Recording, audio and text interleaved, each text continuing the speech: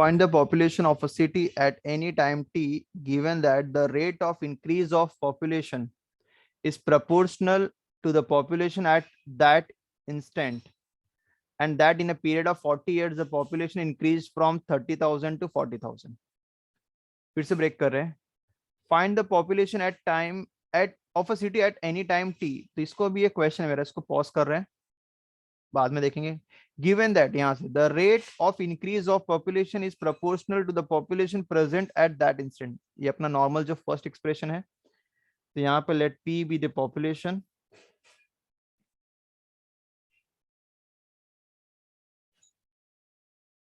तो पॉपुलेशन लेंगे तो it will be dp by dt is proportional to p. तो dp by dt is equal to kp and पूरा simplify करेंगे तो finally will get p is equal to a e raised to kt. Same step जो मैंने किए थे. फिर आगे इनिशियल कंडीशन.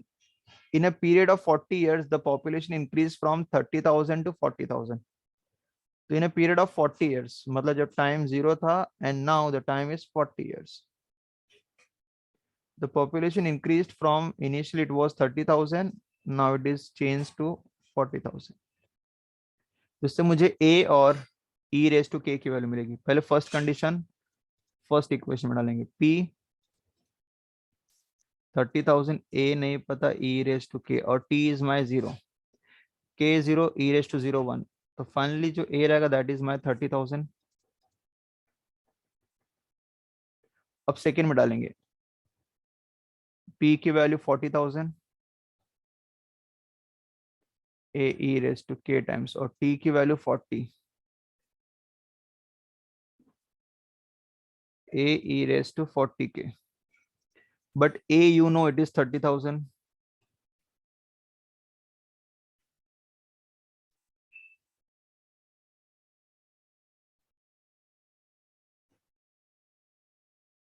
पूरा कैंसिल हो जाएगा. Even 4/3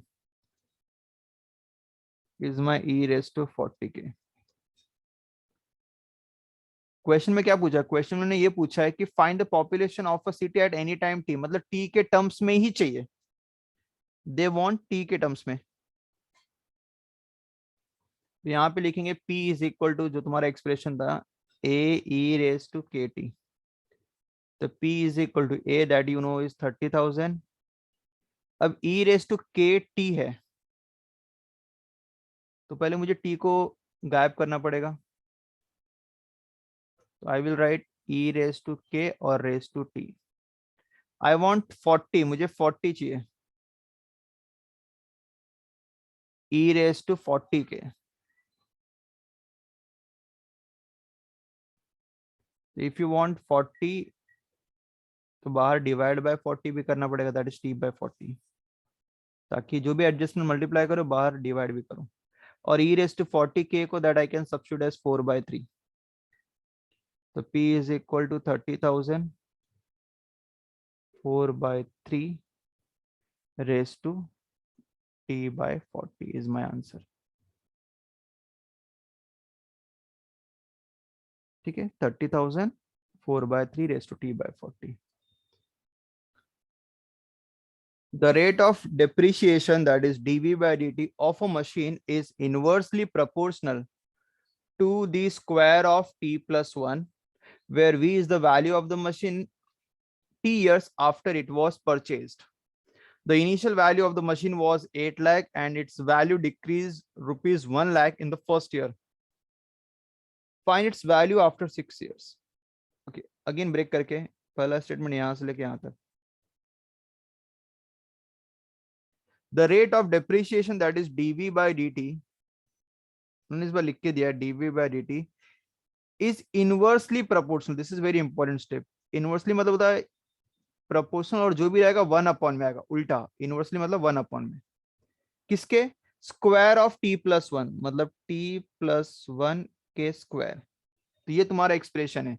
The dv by dt is inversely proportional to square of t plus 1. Square of t plus 1. This is my expression. Proportional हटाएंगे equal to, then we'll have to put k.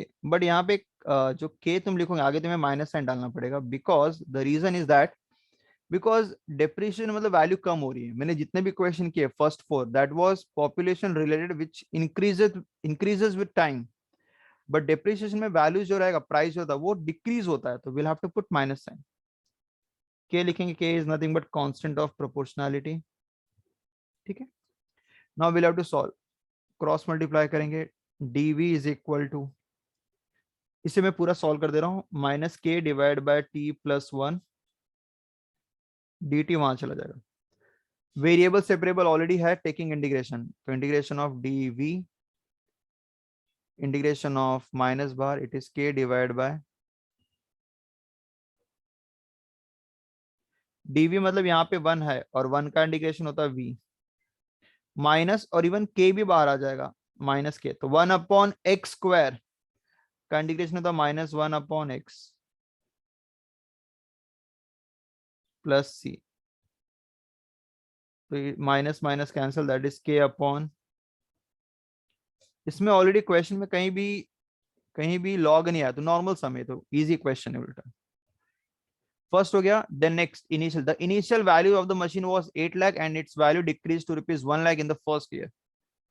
तो जब time zero था, जब तुमने machine purchase किया, its value is 8 lakh, but when it decreases, when its decreased 1 year, तो value 1 lakh से कम हो गई, मतलब डिक्रीज बाय 1 लाख, तो it is now worth of 7 lakh.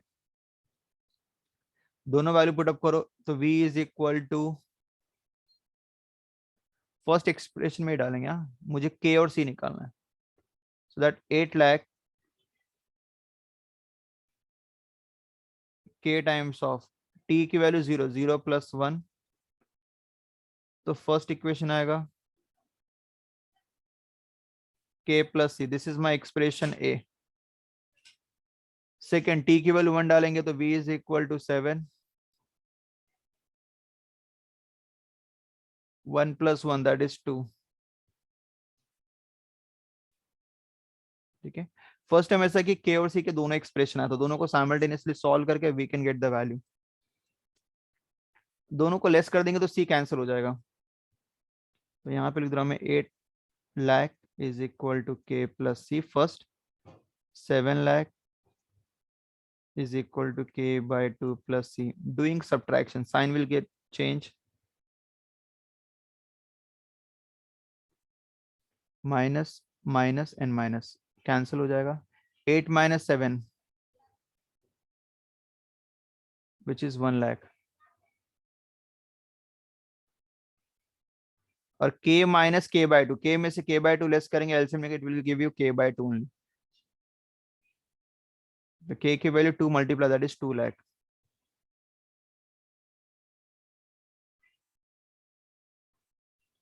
अब k की वैल्यू पुट अप कर देंगे तो c भी मिल जाएगा, a में डाल देते हैं, 8 lakh k plus c, k की वैल्यू 2 लाख प्लस c, तो c 8 minus 2 6 lakh.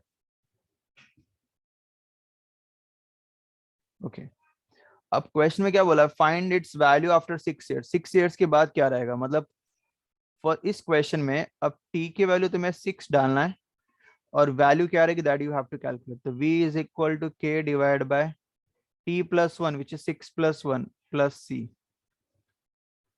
k divide by 7 plus c, k which is 2 lakh divide by 7 और c is my 6 lakh, divide करेंगे 6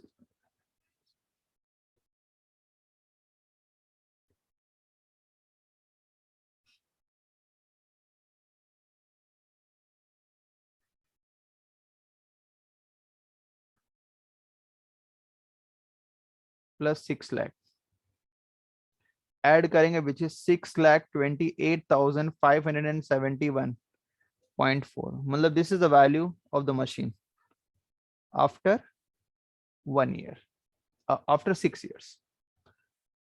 Okay, so here we complete this exercise, differential equation का 6th exercise.